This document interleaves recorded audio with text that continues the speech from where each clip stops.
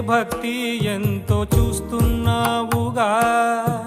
ఆకలితో చెయ్యే చాచి వస్తే తన చేతుల్లోని ఆహారం పంచే చేయి చూస్తున్నావుగా.